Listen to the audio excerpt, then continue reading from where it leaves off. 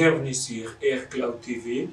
Nous sommes aujourd'hui avec notre grand invité. Il s'appelle l'évangéliste Germain Bassengere, auteur, coach, conférencier et motivateur chrétien.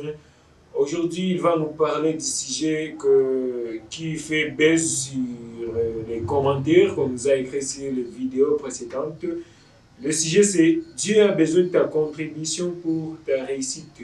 Aujourd'hui, notre évangéliste va nous parler comment il peut nous expliquer que Dieu aussi a besoin de notre contribution pour la réussite. On lui laisse la parole, il va devoir se présenter et donner le développement de ce sujet. Présentez-vous, monsieur Bassengere. Oui, merci. Je suis vraiment très réjoui d'avoir été accueilli sur le plateau de ce studio.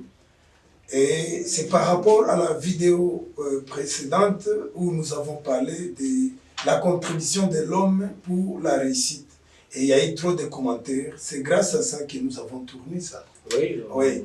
Et nous voulons parler de la contribution de l'homme vis-à-vis de la réussite. Les gens m'ont posé plusieurs questions. Est-ce que Dieu ne peut rien faire sans l'homme? Exactement, oui. Dieu peut faire tout. Dieu est capable de tout. Il a créé la terre sans l'homme. Il a créé l'univers, il a créé les planètes, il a créé les astres lumineux et non lumineux sans l'homme. Donc Dieu est capable de tout.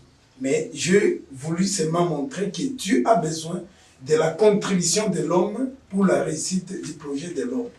Bon, là, en comprenant, c'est comme si vous dites le contraire. Vous dites une chose et son contraire en disant que Dieu est capable de tout.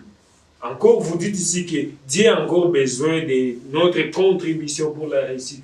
En comprenant bien, même nos téléspectateurs comprennent directement que là, vous vous contredisez. Exactement, non. Je voulais dire que Dieu est capable de tout. Dieu peut faire tout sans l'homme. Mais pour la réalisation de l'action de l'homme, le besoin de l'homme, pour que l'homme puisse atteindre son objectif, Dieu a besoin de l'homme. Bon, ça serait mieux, parce que ça serait mieux d'expliquer cela avec même un exemple. Oui. Normalement, je ne le parle pas sans soubassement. J'ai ma soubassement et ma soubassement, c'est la Sainte Bible. Oui. La Sainte Bible nous parle, si nous lisons par exemple dans Ecclésiaste 11, chapitre 1, la Bible dit ceci, dans la version français courant, la Bible dit ceci: engage-toi dans une affaire, même en courant des risques.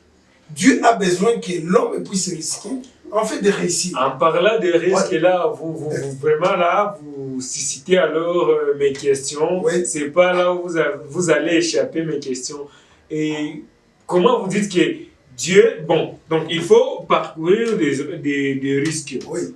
Or, encore vous dites que Dieu peut faire encore tout. Ah, quand je parle de risques, je dis l'action de l'homme. L'action du bénéficiaire.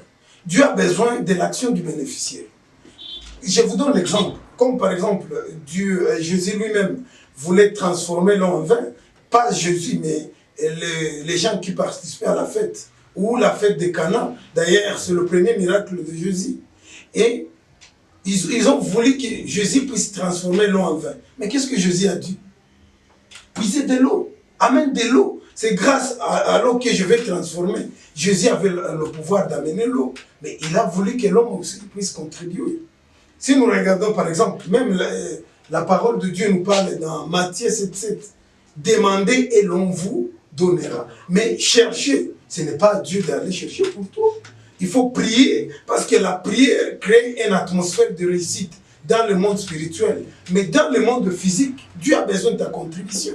Tu dois quitter la prière et aller sur les champs d'action. Tu ne dois pas rester dans la barque pour dire que le miracle va te rencontrer dans la barque. C'est ce que je voudrais dire. Dieu a besoin de la contribution de l'homme. J'ai une question. Oui.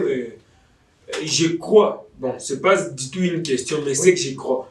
Je crois qu'il y a aussi des cas où Dieu ne doit pas attendre notre contribution pour qu'il fasse quelque chose. Je vais m'expliquer par un exemple. Si par exemple une mère a un enfant dans le ventre, quelle est la contribution de la mère pour que l'enfant sorte un jour? Ah voilà, vous dites la création de l'enfant dans les entrailles de la maman, c'est l'œuvre de Dieu. Mais pour faire sortir, la femme doit pousser.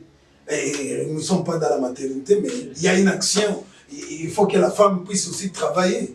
Et d'ailleurs, il n'y a pas une nouvelle naissance sans le sang versé, il faut le dire. Je vous assure que Dieu a besoin de la contribution de l'homme pour la réussite du projet de l'homme.